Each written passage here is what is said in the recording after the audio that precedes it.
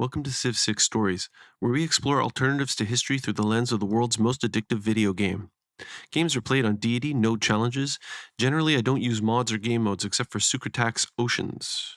A great game is epic and tells a story. It has a history, all condensed down into 20 minutes. Along the way, you can learn tips and tricks on how to be a better Civ player, as well as strategies on how to play specific civilizations. Today we are looking at the game I played as João of Portugal.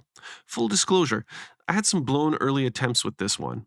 I played a couple of games and occasionally went as far as the medieval, even the Renaissance era, but never felt like I got involved in a game that I was going to enjoy seeing to the end. About 40 turns into this one, things got interesting. People don't even know what a Portuguese is. That's what I thought a Portuguese was. Me and my brain, huh? Portugal has a coastal bias. Happily, we could move over one tile and found our capital, Lisbon, right next to Pio Piotai. Thanks to Pio Piotai and its culture bonuses, we cut down our path to Code of Laws in half. Third time's a charm for Goody Huts, as we finally got a nice reward, a scout. We were also the first to meet Hong Kong. In 3600 BC, we met Arpma and were the first to do so. In 3440 BC, we met Gilgamesh of Sumer. On turn 22, we chose our pantheon, religious settlements. Discovering bronze working on turn 32 set the long game in motion. This was it. 3 iron resources located by a mountain choke point halfway between Coimbra and the Sumerian city of Adab. I had a settler on the way, and they were the only iron resources I had revealed. This was the key. It was secure the iron or bust. Could Gilgamesh be trusted? Better safe than sorry. We chose Amani as our first governor, hoping to control nearby city-states and block off Gilgamesh's path through the mountains. In 2600 BC, we met King Philip of Spain. We accepted an early trade for horses since we could not yet build horse units. Seeing 3 war carts head through the mountains towards Coimbra gave us the impression that Gilgamesh had war on his mind. And we weren't wrong. Though our settler had an escort, their betrayal was swift and well targeted. The setback was too great, but the map did look playable. Rather than start another game, I decided to pull back a few turns, and instead of rushing out my settler and concentrate on exploration, we would prepare to hold back the early rush from Sumer. I thought maybe 4 turns ought to do it. I was wrong. Let's try 10 turns. First objective, plug up this hole through the mountains. And extra warrior before settler. Still going to use Amani in Hong Kong to block. Blocking up that tile did not work. Back a step or two just to really block that up. An oversight. Okay, we'll stay on this forest tile. That should do it. This is already looking better. In 2440 BC, we secured suzerainty of Hong Kong. In 2320 BC, we found Porto next to our iron resources and plugging up that hole through the mountains. And with that, just that one condition, we knew that we could play this game to the end.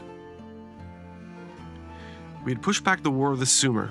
Were they even still interested? Maybe now that we did not appear so weak, Gilgamesh was changing his mind. There is, however, another hole through the mountains. So we bought that tile to cut them off. In order to pass through, Gilgamesh would need to declare war. Whoop, yep. They had war on their minds the whole time. We narrowly missed out on a classical era golden age, and both of our rivals hit theirs. This was going to be a tough start to this age, needing to defend Porto militarily, but we'd also need to keep its citizens loyal. We chose free inquiry as our dedication. We stationed our troops in strategic positions north of the Diala River. We also began to build city walls in Porto. In 1840 BC, we discovered political philosophy and chose oligarchy as our Tier 1 government, and focused our policies on developing our military. We would need our horses but had some to spare, and made a trade with the Spanish for gold, an even more precious military resource in dire times than horses. War raged between Sumerians and Portuguese near the city of Porto for 500 years, but by 1640 BC we felt we had secured our borders, now a builder to construct our iron mines. The Spanish had their own barbarian problem. For now, we were too busy to do anything about it.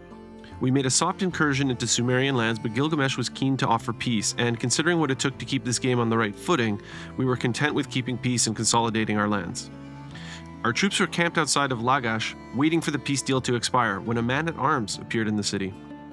Sumer had a sizable force amassed near Adab that looked prepared to counter us, and we began to lose confidence in our invasion plans. In 900 BC, we met Lady Six Sky of the Maya. Our ships had crossed the Fungal Bay and discovered a new continent.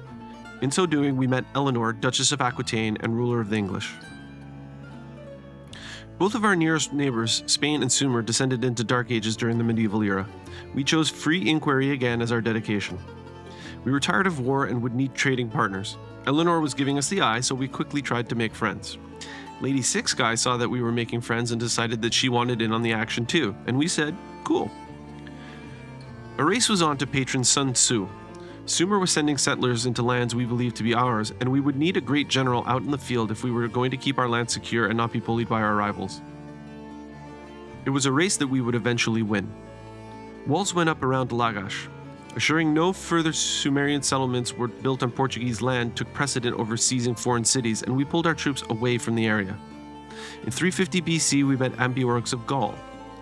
50 years later, we met Sultan Salah ad-Din of Arabia. The naughty boy had conquered one of our favorite city-states, Valletta. Although we were wary about what Arabia had done to Valletta, for now they wanted to be friends, and we are a civilization that benefits from trading partners, so we could overlook their earlier transgressions. For now. In 175 BC, our explorers proved that the world was round by circumnavigating the globe. We were the first civilization to do so. Our troops were camped outside of our primary target, Isin. They were ready and just waiting for the go-ahead. The turns could not count down quick enough. As soon as we were permitted, from the time allotted since our denunciation of Gilgamesh and his wickedness, we declared war. But wait, why not discuss this with Salah ad-Din and see what he thinks? Why do it all alone? Salah ad-Din was only too happy to go to war. In 100 AD, we founded the city of Leria as a way to further push our control east toward the mountains that bordered the Sumerian Empire. In 200 AD, we met Nader Shah of Persia and traded some of our amenities for gold. In 250 AD, Hong Kong turned on us and joined Sumer, but that same year, we took Isin. Our troops were divided, with half now defending Isin and fending off troops from Hong Kong. The other half took Lagash in 275 AD. Foolishly, we kept the city that we would never hold instead of razing it to the ground. As our Renaissance-era dedication, we chose monumentality. In 325, with our troops drained of their stamina and losing the will to fight, Gilgamesh offered a favorable peace deal and we accepted. Predictably, Lagash flipped to free cities, leaving my troops in the Sumerian north with a tough decision to make: fight on or retreat and regroup. We were keen to make Hong Kong pay for their betrayal. In 475 AD, we levied troops from Armagh to help. Gilgamesh took back Lagash from under our noses. It was time to get our troops out of there. In 500 AD, we set up alliances with Arabia, the English, and Maya. We were unable to hold on to Isin, and in 540 AD, it flipped to free cities. It was a setback, but our objectives were becoming more clear. In 660 AD, we chose our Tier 2 government and became a monarchy. We upgraded our siegecraft to trebuchets just as mercenaries from Armagh arrived. For our Tier 2 government building, we chose the Grand Master's Chapel. In 700 AD, at last we were ready to make Hong Kong pay for their betrayal, and we declared war. In 740, we took back Isin. In 860 AD, we took Hong Kong. Like securing iron near Porto, it would prove to be a major turning point in the game, as Hong Kong would become one of our most productive cities. Taking the city also solved the loyalty issues we were having in Isin. Our trebuchets were now veterans, and mercenaries from Armagh were thirsty for more. When King Philip asked us if we wanted to dance, we said, sure. Las Palmas was virtually unprotected, and in 1010 AD we took the city. After discovering cartography, the next turn we upgraded one of our caravels to a nau to show off our sailing culture to the world. In 1040 we lost our troops from Armagh, but we still held a good position and were making headway into the Spanish mainland. Our trebuchets were becoming stronger with each battle. In 1060, we took Valencia, one of the most populous cities in the region. Right after seizing Valencia, we renewed our alliances with our friends, Arabia, England, and the Maya. For the industrial era, we chose the Reform the Coinage dedication. In 1110 AD, we took the city of Cordoba. In 1140 AD, we built our first feitoria, showing off our trading culture to the world. We tried to take a run at Valladolid with some of our reserves, but splitting our forces in half proved to be a bad idea, as we were run out of the area by barbarians, while our veterans were busy grinding away, fending off Spanish cannons with crossbowmen, and launching fire from a single bombard out of range of Barcelona's city walls. Competing in an aid request competition and then totally forgetting about it because your civilization is at war and hence claiming no rewards is par for the course on deity. By 1370 AD, my invasion of the Spanish was grinding away so slowly that we lost control of Valencia and it flipped to free cities. Still, we kept up our assault on Barcelona. Although our war against the Spanish was plodding along at a snail's pace, it was still nice to see that we weren't alone. While we attacked the Spanish in the north, Arabia was laying siege to Toledo in the south. In 1430, we built our first navigation school, which is a part of our culture, but whose benefits I never really felt in any meaningful way over the university building that it replaces. That same turn, we took back Valencia. In 1460, we took Barcelona. It was a siege that took centuries, but its capture permanently tipped the balance of power in the region to our favor and meant that we would hold Valencia. We managed to avoid a dark age heading into the modern era, but Spain were entering a golden age, meaning if we were to hold on to our gains, we could not rest on our laurels and would need to take the fight to them. We started strong, and in 1520 we took Seville. In 1605, with Arabian battleships supporting from the sea, Portuguese forces took the Spanish capital city of Madrid. In 1635, our forces, still at it fighting with the Spanish, took the city of Zaragoza. The World's Fair is useful in pointing out how well you're doing in the game. In 1620, we placed 4th and took bronze tier rewards. In 1655, we took the Spanish outpost of Valladolid. 1660 was a big year, marked by a falling star. In honor of our war against the Spanish, to celebrate the greatness of our empire, we built the Colossus and built a theater square in Lisbon that was the envy of the world. We also became suzerain of Rapa Nui, which further upset the Spanish. In 1675, we took Toledo. After successfully destroying enough Spanish corps and armies, we entered the atomic era in a golden age. Believing our path to victory to be through space, we chose the Heartbeat of Steam dedication. We continued our conquest of the Spanish by taking the former Arabian city of Aleppo in 1715. In 1735, when we took the city of Ar-Raqqa, we united Iberia under one banner and ended the game for Philip II and the Spanish. The war was over, so we spent envoys to become suzerain of Geneva for some extra science. In 1750, we discovered class struggle and became communists for our Tier 3 government. And although the yields were nice during peacetime, we now possessed one of the world's strongest armies. We also were not over Gilgamesh's betrayal 4,000 years earlier. Our blockade of their lands had been going on long enough, and it was time to destroy them once and for all. So, we declared a war of territorial expansion against the Sumerians. We would also not be alone in the fight, as our Arabian allies on the continent would surely fight alongside us. The combined forces of Portugal and Arabia mounted an offensive straight at the Sumerian capital city of Uruk. The spoils were left to the Portuguese, who seized the city in 1770. In 1780, we took the Sumerian coastal city of Sippar. In 1790, we built our first air unit. We were a little surprised when we realized that not all of the spoils of war would belong to us, and Arabia seized control of the city of Ur. It felt weird. We learned just how greedy we'd become playing this game. This kind of union was fine for now, but we really wanted Ur for ourselves. So, yeah. That year, we also built the Torre de Belém. Larak was a very annoyingly placed island city controlled by Sumer. We seized control and razed it to the ground so that we would not have a city to maintain and that our boats could traverse the northern seas more easily. For a Tier 3 government building, we chose the Royal Society. Although we possessed one of the mightiest armies on the planet, we suspected even now that our path to victory would be through space. Continuing our conquest of Sumer in 1804, we took the city of Adab. In 1806, we took the city of Lagash. That same year, hoping to pillage some faith, science, and gold from the sea, we declared war on Ambiorix of Gaul. In order to aid our path to victory through space, we were able to patron Carl Sagan in 1808. In 1810, our forces marched on the Sumerian city of Umma. In 1814, Portuguese troops marched into Eridu, ending the game for Gilgamesh and the Sumerians. Do you see what happens when you betray me? We were behind in the science race, but we had belief in ourselves, and we had Carl Sagan. In 1816, we spent the extra 120 faith to patron Sergei Korolev. That should be enough to guarantee a space victory. In 1820, we made the big upgrade from artillery to rocket artillery. Ours were the most powerful on the planet. It would be wasteful not to make use of them, right? In 1822, we used Shah Jahan's charge to build the Statue of Liberty so that no one would steal a diplomatic victory from us. Our ability to profit from a war with Gaul had been short-lived, as their heavily fortified cities had managed to pick off our privateer. Just so that we could avoid the headache of them bothering us, we made peace. Our experiment with communism did not last. Wanting to make better use of our international trade routes, in 1830 we switched our government to a democracy. We entered the information era having strung back-to-back golden ages. We felt our only choice was the automaton warfare dedication. Choosing it meant that we were the first to wield the mighty weapon that is the giant death robot. Our troops were parked outside an island in the Arctic Ocean controlled by Persia. It was time to take this war across the continents. We weren't used to having allies for this kind of thing, but we were friendly with a few nations and enlisted the help of the Maya. We caught Persia off guard and took the city of Tushpa in 1840. In French, Tushpa means don't touch, to which I say, don't tell me what to do. That same year, we built the world's first national park, preserving the beauty of the area around Pio-Pio-Tai.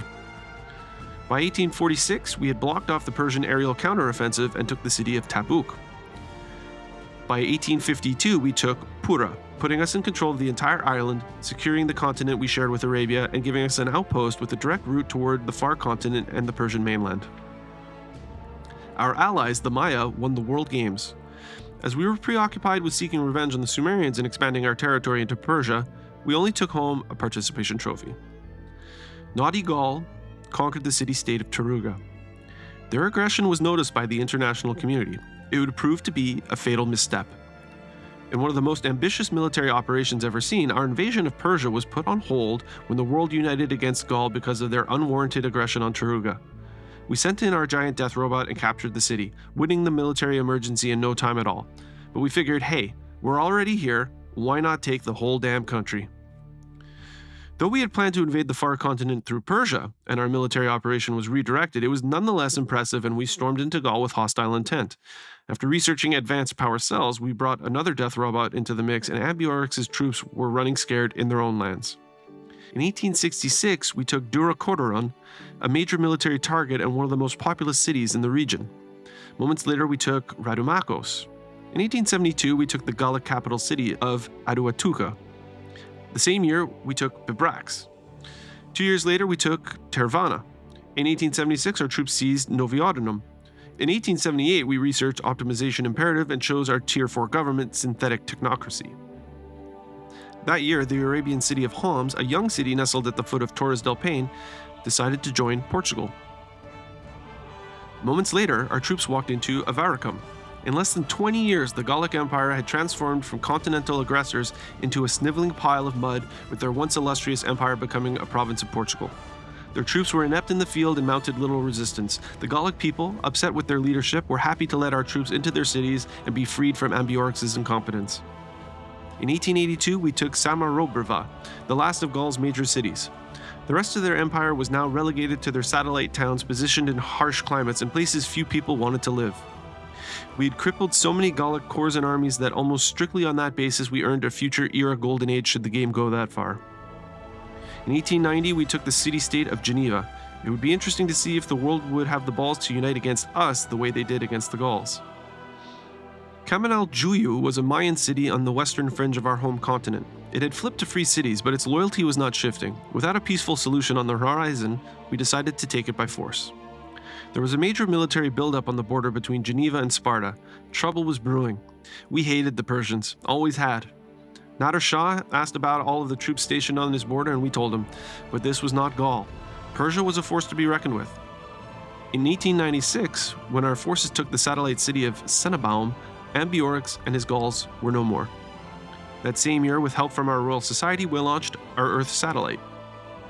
We were in last place in the space race with our enemy Nader Shah in the lead, having already sent his exoplanet expedition. Having only launched our satellite, it was conceivable that the only path to victory might be domination. Persia was strong. Total domination and preventing the arrival of their exoplanet expedition was uncertain.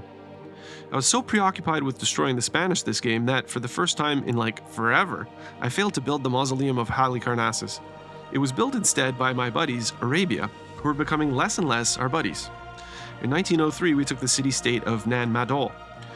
Otherwise, it was a tough year, as I made some boneheaded errors, pressing the wrong buttons and putting a bunch of my troops in harm's way. Mistakes are something that you live with. There was a massive buildup of Arabian troops in the Indian Ocean. Every civilization still in the game was scrambling, trying to find a path to victory. War seemed inevitable. In 1905, we made our first gains into Persian territory by seizing the city of Tarsus. The next year, attacking Persia on many fronts, we took the port city of Susa, and we also took Sparta. It's always a sad day when we play into the future era, but we're the only civilization to enter a golden age, our third in a row, and we chose the automaton warfare dedication once again. In 1909, although we were not playing a tourism game, we built the biosphere. Thanks to our Royal Society, we also completed our moon landing. And right away we used Sergei Korolev's charge to launch our Mars colony.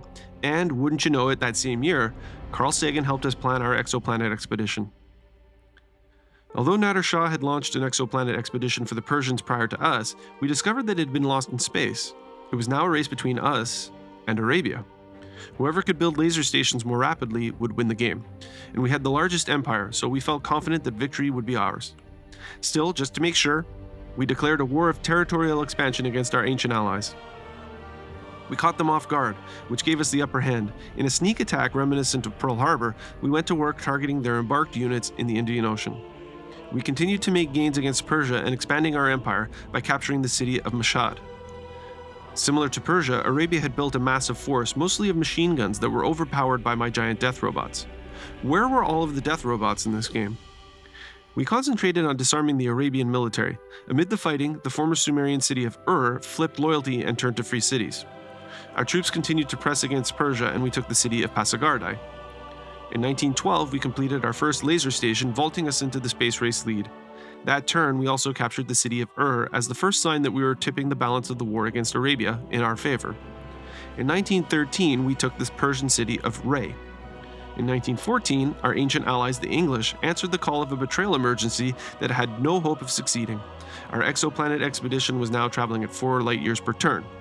Although a domination victory was in reach, it was unlikely to occur before our space capsule reached its destination. The English at least had a few GDRs to contribute to the fight.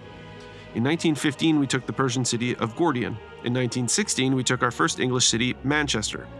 Eleanor brought this on herself. In 1917, we took the Persian port city of Bactri. With the game winding down and our spacecraft approaching its destination, we took the English city of Bristol. On the last turn of the game, we took the Persian city of Hagmatana, followed by the English capital city of London. I don't know what the grudge was between Lady Six Guy and Eleanor, especially when I was the one bossing the world around, but boy did they get catty and dumped some good old nuclear carnage on each other.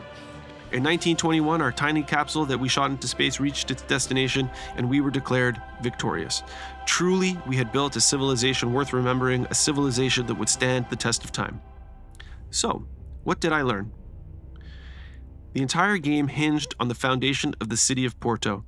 A few turns inside the first 50 turns needed to be played beyond perfect, and it prompted a resetting from an autosave.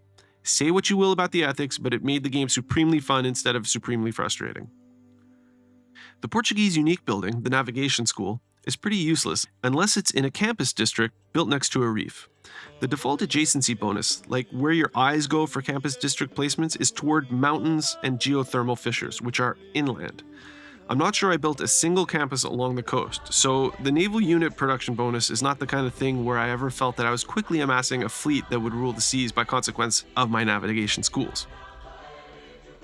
Sometimes it's difficult to stay friendly in Civ, especially when playing on deity, but I worked really hard to nurture early relationships with the English, Maya, Arabia, and even extended my trading network and built Feitoria in lands controlled by Persia, who never really liked me. I placed Feitoria down rather indiscriminately, hoping more was just better, unsure if I was optimizing anything. You don't notice your bankroll going up every time you build a Feitoria. But my international trade routes were strong, and considering how many turns I spent at war, I never ran into any financial crises like I often do when conquering my enemies. Rarely do I control the GDR environment, and usually see buildups of half a dozen or so robots before I have even researched robotics. In this game, despite their massive army sizes, both Persia and Arabia went light on their construction of death robots. It was a major factor in my ability to beat down their armies late in the game and expand my empire. Stopping Persia's contact with its space module is, in fact, what propelled me to victory. Portugal is a civilization designed to be played in a unique way, with their Feitoria meant to be placed in foreign lands occupied by friends. The fact that a deity game is so fraught with necessary conflicts, staying friends and making use of their bonuses feels futile, and I found them a frustrating civilization to play as. When I play as other civilizations, if I ever encounter Portugal, I never worry, because I know that they are weak and their cities will be mine at some point. I won the game. A victory is a victory, even if you give me an asterisk and acknowledge that this wasn't my first kick at the can, but Portugal is a C-tier Civ at best. Anyway, thanks for watching, and don't forget to keep playing and making your own civilization stories, your own amazing paths through history, and I'll see you next time.